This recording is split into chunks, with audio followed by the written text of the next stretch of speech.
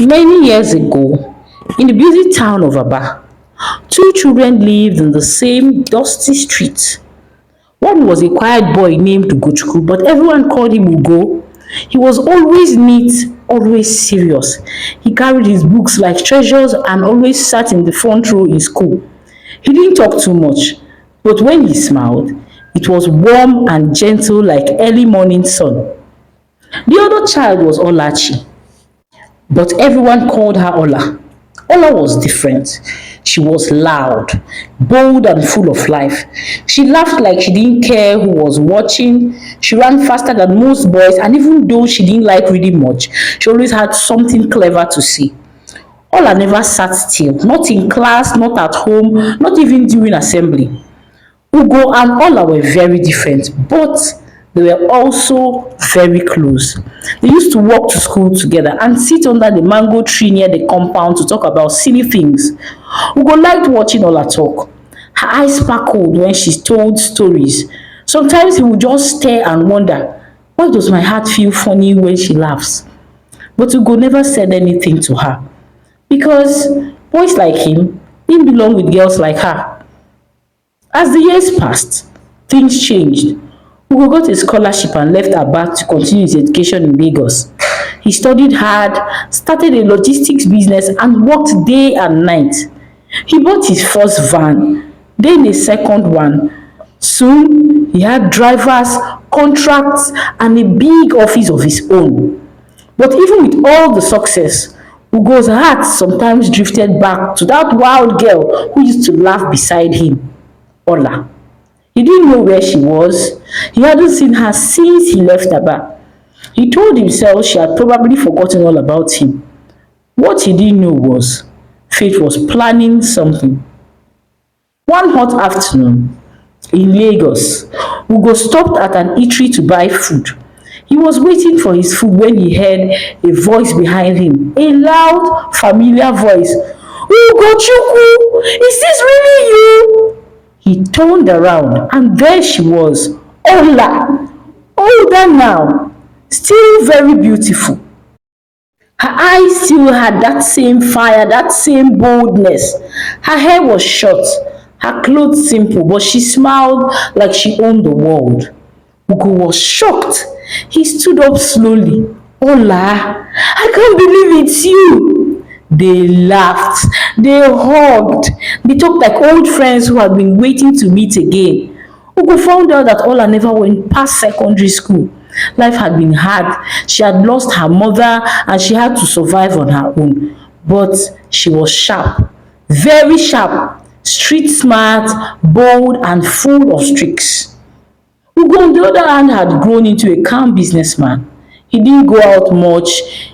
He didn't chase women. He just worked and went home. His life was peaceful, but also a little bit lonely. So after his meeting with Ola, when Ola started calling him again, texting him, showing up at his office just to say hi, he didn't mind at all. From the day they saw each other again, something inside Ugo changed. Before, his life has been quiet, like a room with no music. He woke up, went to work, came back, and slept. The only sound in his house was the ticking clock on the wall. But when Ola entered his life again, it was like someone opened the window and a breeze full of laughter blew in. Sometimes she would come to his office to gist. Ola was a master storyteller, and Ugo was always excited to listen. I just dey pass. I say make I come greet my boss wey don turn big man o. Then she would laugh and say, Ugo, you still serious like before o, you never change. Her laughter made him forget how hard the day had been. When she left, the room always felt a little bit too quiet.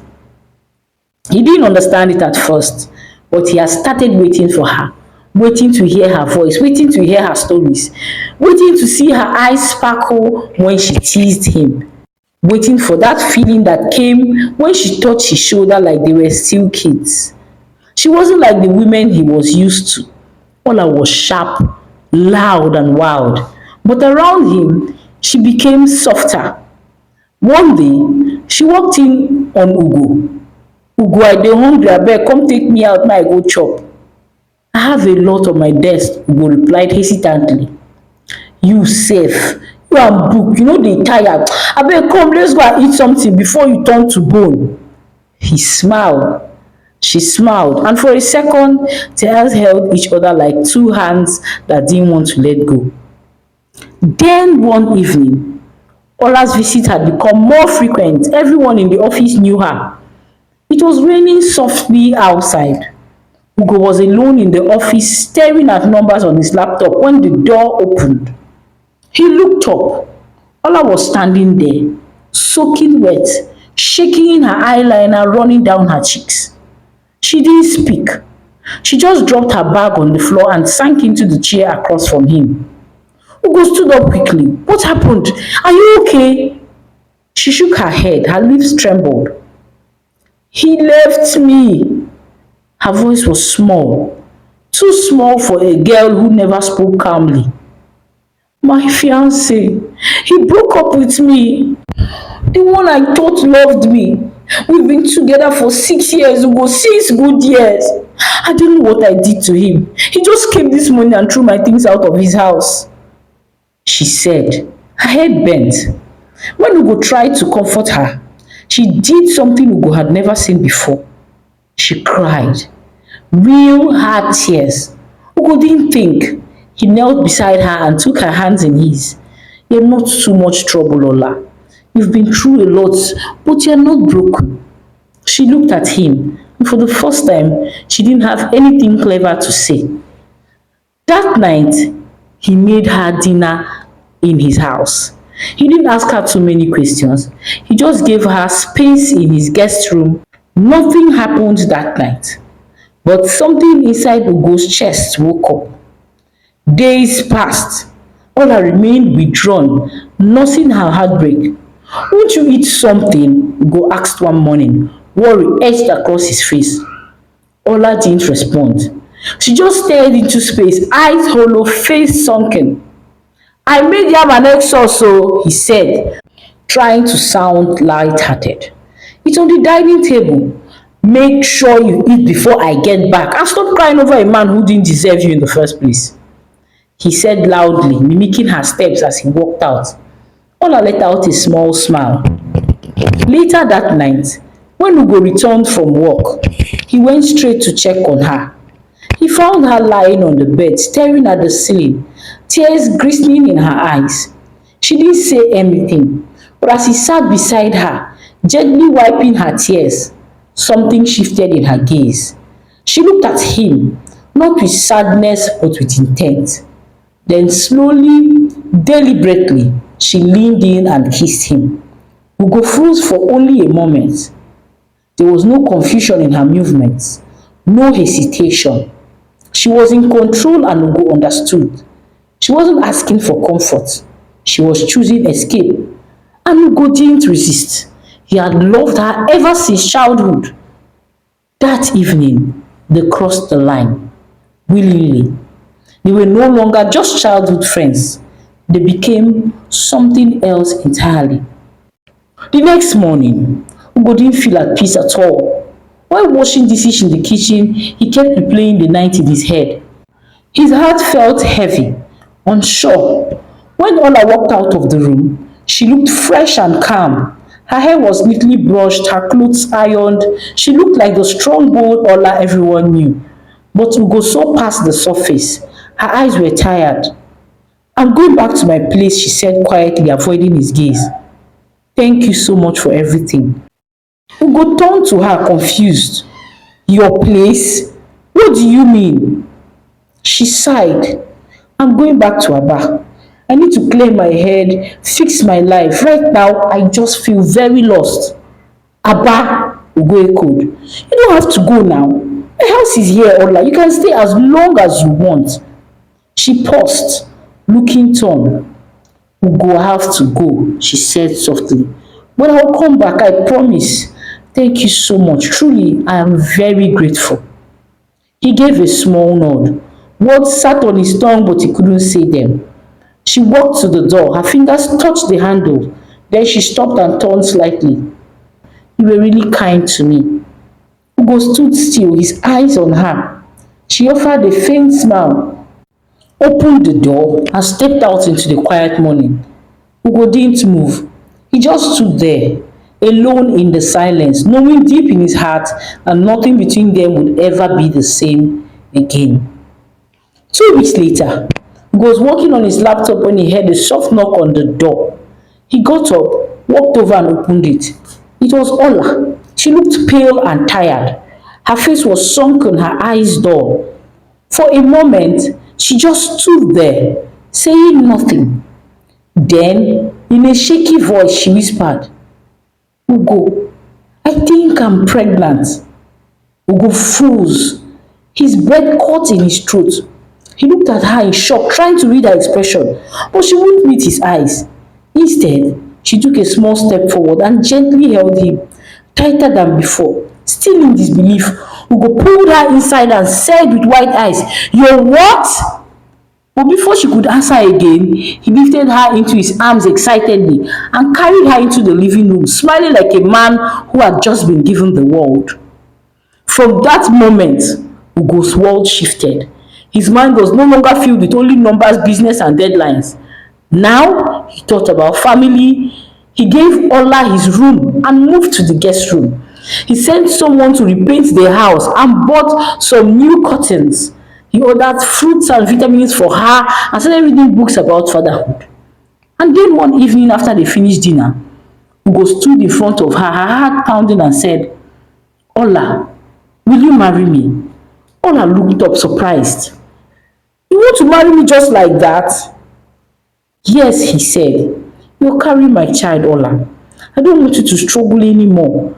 I want to give you peace, a fresh start, and besides, I've always loved you, Ola. I promise to make you the happiest woman on earth. She stared at him for a long time, then she smiled just a little. Ugo, you're too good for this world. Of course, I'll marry you. And in that moment, Ugo believed they were going to be happy. He told her to forget her old life. No more street runs, Ola. Stay home, take care of yourself and the baby. I'll handle every other thing. She agreed. For weeks, everything felt perfect. Ugo would come back from work and meet her resting on the couch. He would bring her ice cream and ask her how she felt. Sometimes they would sit outside and talk about baby names. He bought her a car, changed her wardrobe, and gave her an ATM card linked to his account. To Ugo, this was real love, love that gave, love that protected.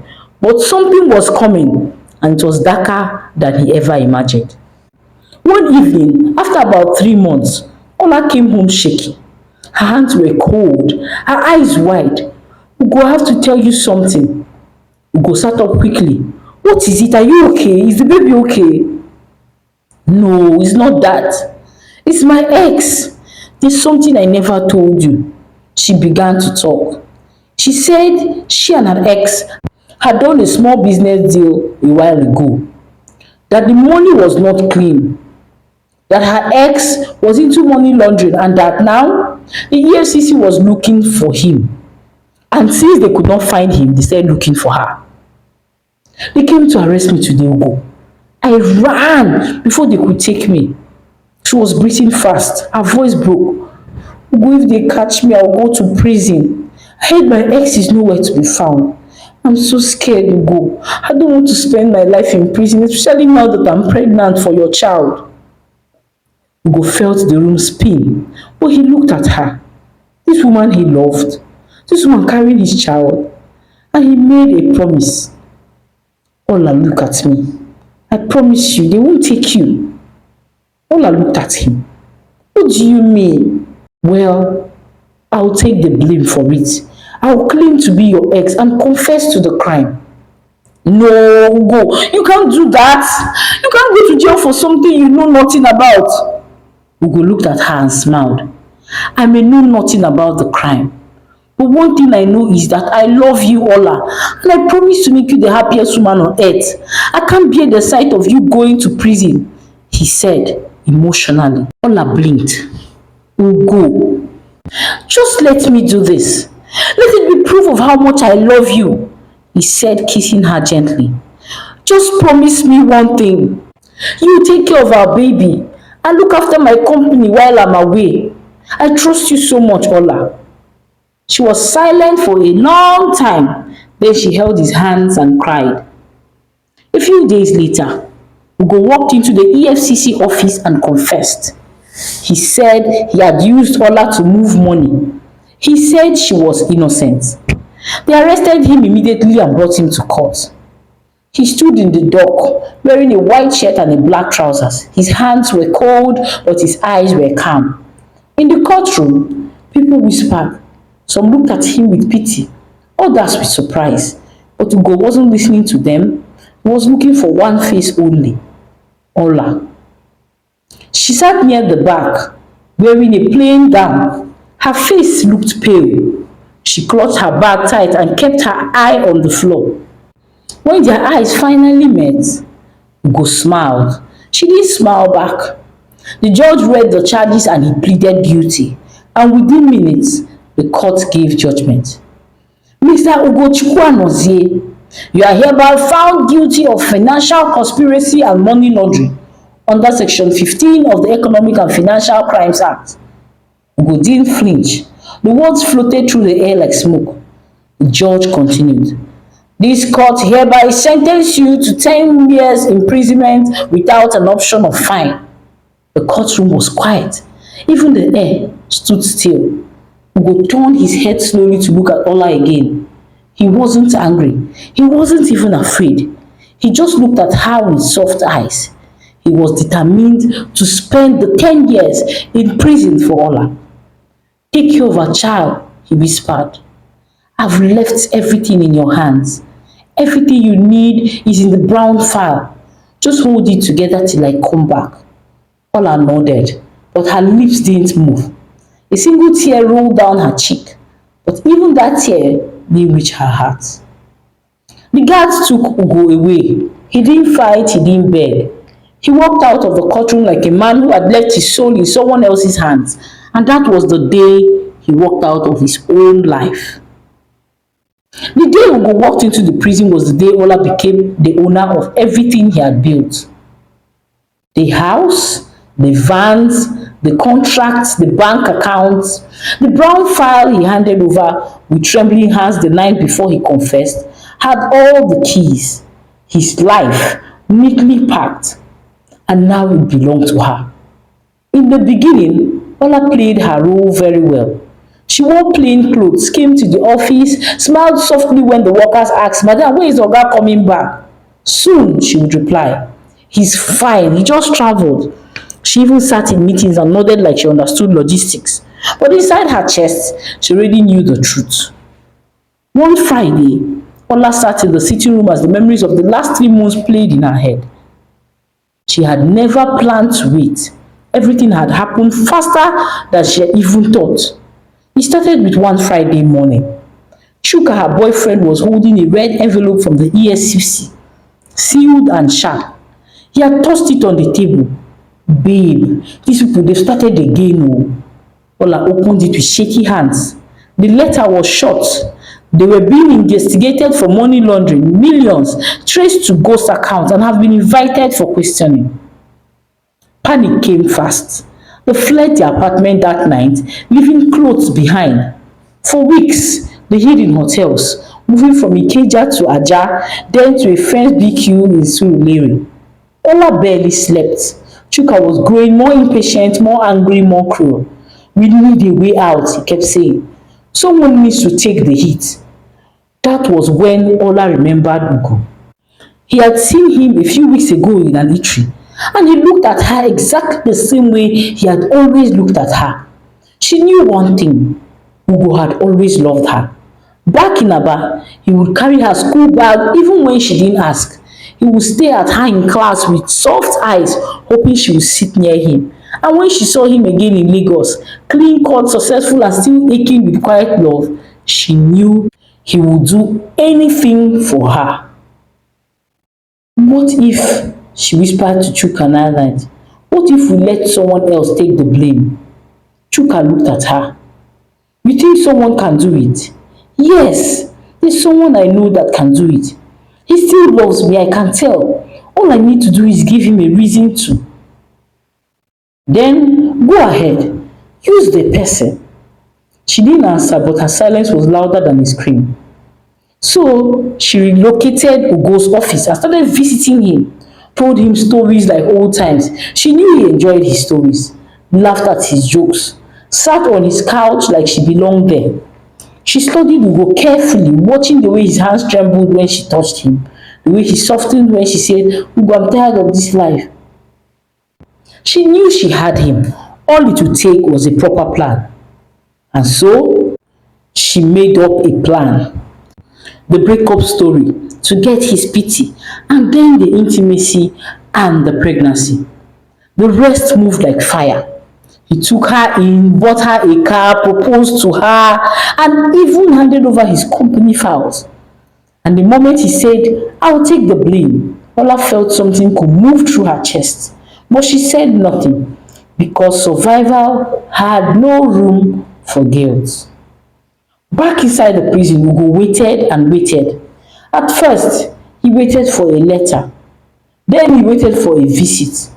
Then he waited for a sign. Anything, a knock on the prison gate, a call from the warden, a message saying Ola asked about you, but nothing came. Not even once. 10 months passed. Then 1 year and 2. The other inmates had people, wives, mothers, friends who brought them food and who called their names during visiting hours. But not Ugo. His name was never mentioned, not even by mistake. Sometimes he would sit by the small window in his cell, watching the birds outside, and he would whisper to himself, maybe tomorrow, but tomorrow never came. He wrote a letter once, addressed it to only address he remembered, his own. He believed Ola would reply it. He gave it to a guard on post. The guard brought it back unopened. They said she moved, no forwarding address. That was the day Ugo stopped hoping. That was the day he folded his heart in 2 places and placed it inside a quiet place no one could touch. And so the years passed alone. By the time Ugo had spent 3 years in prison, he no longer looked like the man who once ran a company. His beard was fuller, his shoulders had grown thinner, his eyes were quiet like still waters with secret underneath. He no longer waited for letters. He no longer counted the days. He just existed. One Wednesday morning, the prison officials said visitors were coming. Some NGO people. One of the guards muttered, they are bringing books, food and clothes. Ugo didn't care. He sat at the far end of the yard under a small mango tree that barely had any leaves. But then he heard a voice, a deep familiar voice. Ugo! He turned slowly. At the prison gate stood a man in fine clothes holding a file and wearing sunglasses. It was Chief Ogbuefi, one of Ugo's old clients. A man who had once told Ugo, you are too honest for this world, my boy. Chief was staring at him in shock. Ugochukwu, what in God's name are you doing here? Ugo couldn't speak at first. His mouth opened, then closed. He stood up slowly and walked towards the man, unsure if it was real. Sir, it's a long story. Tell me everything, Chief said, gripping his shoulder. I'll fix this. And for the first time in 3 years, Ugo felt seen.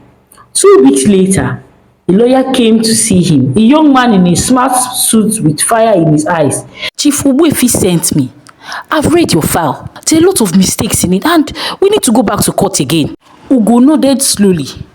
But why would Chief do this? The lawyer smiled. Because good people deserve good endings. Things moved quickly after that. Petitions were written and finally one cloudy Thursday morning, the judge said the words Ugo never thought he would hear again. You are hereby discharged and acquitted. You are free to go. As he stepped out of the prison gates with only a small bag and an old shirt, Ugo felt the wind touch his face like he had been waiting for him. He looked up at the sky. It looked very different somehow, bigger, wider, and so he whispered to himself, thank you. But what he didn't know was that the freedom would come with a new kind of pain, because the world he had left behind was no longer waiting for him.